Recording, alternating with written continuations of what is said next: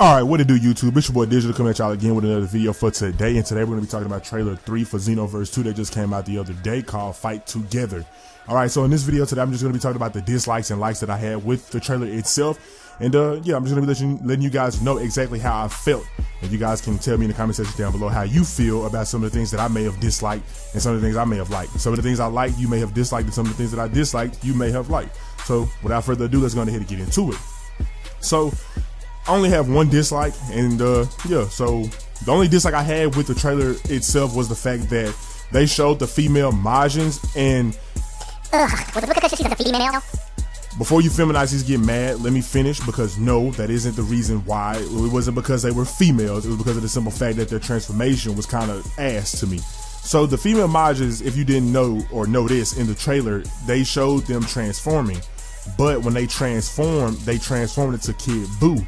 So just like the males, they transform into Kid Buu as well, but they don't have any feministic features about themselves in this transformation. So basically the pink Majin girl that went, you know, Kid Buu in the trailer, she just went from pink to doo-doo brown. And I'm like, wait, what the fuck? Like, nah, why is she a boy? Like, why did she transform into a little boy? Nigga, I want to see some titties on my female Majin, you know what I'm saying? Cause I like titties. But at the end of the day, it was just kind of disappointing, because it was like, wait, why would you want to, you know, why would I want a female Majin, but then all of a sudden I transform into a male?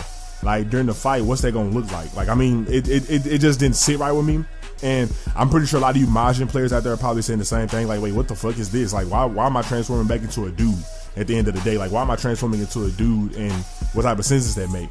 And so that's pretty much like the only dislike I had about it. And, you know, I mean, yeah, that's just pretty much about it. So going over into the likes of the game, or of the trailer, I mean, excuse me, that I liked.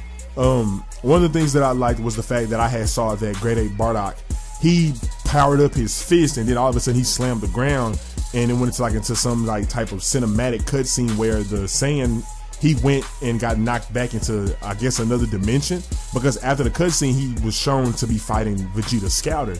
So I'm thinking maybe in this game, or like in this game mode itself, when we fight against great apes or giant characters in general, they will have some special ability at one point in time to knock us into different dimensions to fight other characters. Because I had also saw that the hero Saiyan and his other teammates were fighting against Legendary Super Saiyan Broly and some other villains. So maybe during the fights, when we get the giants' health down low enough, they'll activate like some type of cutscene, and then they'll automatically do some type of random thing that'll cause us to maybe go into different dimensions and other things like that. And the other things like that is my next point, because another thing was that Grade 8 Vegeta was getting jumped by like 2 or 3 other heroes, and then all of a sudden he just started emitting some orbs about himself, and the heroes, at least one of them, got encased in it. So when one of the heroes, and I think it was the Saiyan hero in the trailer, he got caught by it, he automatically just had like this purple aura encased around himself, and all of a sudden he just started tripping and holding his head like he was going crazy, and then he just wakes up to see himself in another dimension, like the dimension where we fought Demigra last in Xenoverse 1, and he just started fighting his darker self. So maybe during the fights, the great apes will have, or the giant bosses, so to say, will have different types of activations. So maybe Grade 8 Bardock has the ability to send you to another dimension to fight other villains, while maybe Grade 8 Vegeta has the ability to make you fight your darker self. And who's to say, maybe something like Harudagarn, if he's in the game, maybe he'll make you fight like multiple versions of himself and stuff like that. Who knows? So it seems as if these great apes may have different types of abilities in order to make you do other things, and it would be pretty neat. So back onto Grade 8 Vegeta, I feel like with him being able to make you go crazy and fight your darker self, I think it'll be a cool mechanic to implement, where when you're fighting your darker self, you automatically can lose. And if you lose, then your teammates will have to come in and save you in order to revive you and to be able to continue to fight on against the great apes or the other giants and stuff like that. So, you know, if you are in this other dimension, you get knocked out, the only way for your teammate to come save you is if they get caught up in it too as well. And as they're trying to come save you, they have to fight not only their darker self, but also your darker self as well, since you lost to it, and then they would have to fight them off in order to save you. And then once you are revived, you both take them on and defeat them. So I feel like that'll be something pretty cool, because it'll help defeat the purpose of just us, you know, defeating the boss, and then that's it, you know, and then just some wacky ass cutscene just comes in at the end saying, hey, you won, you beat the, you know, the boss. So I think it'll be pretty cool to see these different implements into the game, especially with, you know, the great apes being able to send you to different dimensions and make you fight your darker selves, and then the other features that may be coming along sooner or later and stuff like that. It'll make the boss battles a lot more diverse and a lot more fun, because who knows what, you know, these great apes or these giants can do.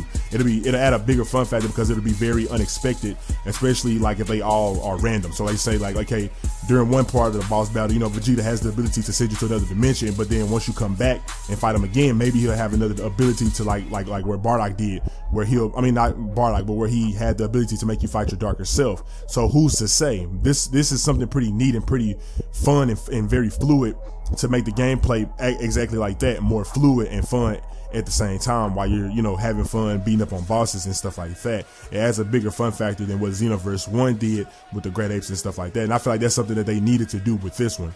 So moving on to the next point that I like the fact that the great apes or the giants seem more versatile with their attacks. So Great Ape Vegeta was getting beat up by like 3 or 4 different heroes, and then all of a sudden he just did Howl, or like some Howl, and they knocked the heroes away from him. So in Xenoverse 1, they really didn't have no attacks like that. I think the Giants only had one attack like that, where they would just like started flipping like crazy and just started hitting everybody in the vicinity. But it seems as if now they have like AoEs to the point to where, like, okay, if there's like 3 niggas in front of me and 3 behind me and stuff like that, you know, I gotta move for everybody ass, you know, just in case they want to try something funny. And it seems to make it a lot more difficult, because it seems as if, you know, not only are the great apes still not affected, but it seems as if you have to do a lot just in order to do certain things, like hurt these people or to even be able to affect them in any type of way. So it seems to be pretty, it seems like it'll probably be a lot more difficult than what it was in Xenoverse 1, and that's speaking a lot. So moving on to the next thing that I liked, I also like the fact that there are possible clashes that we can do with the giants as well, because towards the end of the trailer, I saw that, you know, like 3 or 4 heroes were doing like a special move towards the energy beam that Vegeta shot out his mouth, and then all of a sudden the Saiyan hero in Super Saiyan 3 mode just shot a Super Kamehameha, and then the Great Ape Vegeta was looking like he got encased in a Kamehameha or in a big ass blast and just got defeated. So it seems as if maybe, like, with them not being able to implement clashes into the game because of the real-time motion of the game, they tried to do the next best thing, which was to try to implement a cinematic version of it, to where you would have to, maybe all heroes would have to come together in order to defeat the final boss, and then maybe you have a timer, and if all the heroes don't, you know, clash with the energy ball or whatever it was in time, then the explosion would kill everybody and you would have to start the mission over. Maybe something like that, you know, maybe like a last ditch effort for the bosses in order for, you know, the game to turn around, or the fight rather, I say, to turn around. And that seems to be pretty cool and pretty dope. Now the last thing, and it pretty much isn't that much, but it seems as if the boss battles will be cinematic, kind of like Naruto Storm 4 and, you know, all the other Naruto Storm games, were not cinematic to the point where you'll be doing quick time events, but at least to the point to where once you get a boss's health down to a certain point, maybe they'll do something and activate a cutscene that'll cause you to do something else. So like I said before, maybe you will activate a cutscene once you beat up the great apes or the giants so far enough to the point where they'll start sending you into other dimensions and making you fight your darker self and stuff like that. And at the end of the trailer, you know, we get to see Majin Vegeta doing his thug deals against Majin Buu. You know, I'm pretty sure that's Majin Buu who he's doing Final Explosion on. It only makes sense. So, you know, that's pretty much about it, people. Those are the things that I liked and disliked about the trailer 3. Overall, it looks pretty dope and it looks pretty good. And I'm, you know, every time I do a gameplay discussion or a discussion period about Xenoverse 2, I always seem to have more likes and fewer dislikes. And that's a good thing, because that means that Dims is really showing us a lot of progress and stuff like that. So hopefully in the next coming days to weeks, we can see a whole bunch more. Maybe we can see more characters confirmed, more things going on with these boss battles and stuff like that. So y'all get down in the comment section. Let me know exactly how y'all feel about this trailer. Let me know what you like. Let me know what you dislike. Maybe you like some things that I didn't like, and maybe you didn't like some things that I like. And we can chop it up in the comment section and then, you know, go from there. So anyways, people, I'm gonna thank y'all for watching this video. Don't forget to like, comment, share, and subscribe. And yeah, y'all be safe, and I'll catch y'all in the next video. Peace.